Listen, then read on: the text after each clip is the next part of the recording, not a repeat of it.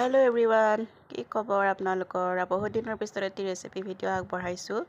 আশা কৰিছোঁ ভিডিঅ'টি ভাল পাব, তেন্তে শেষলৈকে চাই থাকক। এয়া মই আজি মাছৰ ৰেচিপি এটা দিম বুলি ভাবিছোঁ।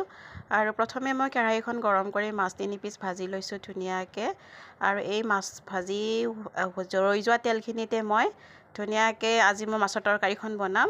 আৰু এইফালে মই কচু বইল কৰি থৈ দিছোঁ। কচু আৰু বিলাহীৰে মই ওপৰত লিখিয়ে দিছোঁ কচু বিলাহী মাছৰ জোল বুলি।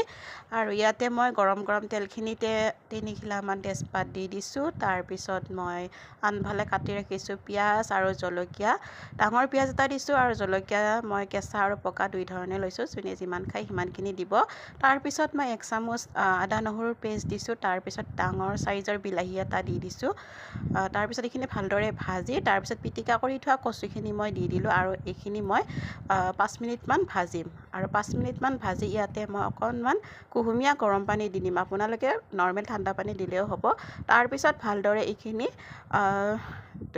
ভালকৈ উতলাই তৰকাৰীখনৰ বাবে জোখমতে পানী দিব। তাৰপিছত মই অকণমান নিমখ দিলোঁ, হালধি গুড়ি, অকণমান জিৰা গুড়ি আৰু অকণমান গৰম মছলা দি ভালদৰে আকৌ এবাৰ উতলিব দিম। তাৰপিছত মই মাছখিনি দি দিলোঁ। শেষত চাওকচোন কি ধুনীয়া এটা কালাৰ আহিছে। আৰু ভাল এটি গোন্ধ পাবৰ কাৰণে অকণমান ধনিয়া দিছোঁ।